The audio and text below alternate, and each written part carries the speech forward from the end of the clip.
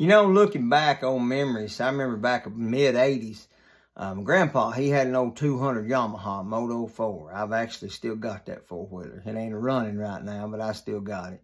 But he used to let me ride it every now and then. He'd say, now, you can go down here in the holler below the house, but don't you go over there on the big ridge because you get hurt when you get over there. Well, a buddy of mine that lived down the road, he had a motorcycle, and I got on that four-wheeler, and we went down there riding, wasn't nothing to do but first to go over there, you know. And come off over that hill over there, and sure enough, I found me about a 12-inch cedar tree that I just mangled up in the middle of. And there was evidently a little limb on the bottom of that cedar tree, made it past the plastic on that four-wheeler. And it stuck me right in the leg, drove my britches plumb up into a hole in my leg. Still got a scar today. But I remember I was bleeding, and I told my buddy, I said, well, this is it. I'm going to die today. That's just the way it is. If my leg don't kill me, I'm going to get killed when I get back. And I rode that four-wheeler back real slow, just trying to enjoy the rest of my life there that day. I got back, and make matters worse, my daddy was up at my pa's house.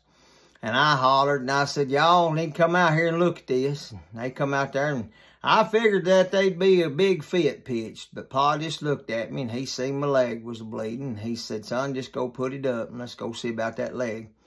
And I had the parts to fix it. Was about $50. But now, about 1985, $50 was a lot of money. And he fixed his four-wheeler, and he said, you can just work that off. And he had somebody bring 2 or 3 dump truck loads of firewood up there and dump it out at his house. None of it had been busted. All of it was probably, I don't know, 18, 24-inch wood. And I'd get off school bus, and I'd go out there every day, and I'd bust a stick of wood, and I'd carry it to the house, stack it on the porch, and walk back out there and bust another stick of wood and carry it to the house. Didn't think I was ever going to get done. But when I did, he told me, he said, I appreciate you being honest with me about what happened. And, you know, it taught me a great lesson. He taught me a lot of great lessons, but it taught me a great lesson that, you know, sometimes in life you're going to make bad decisions. Sometimes in life you just need to fess up to it, and you need to do what's right and make it right.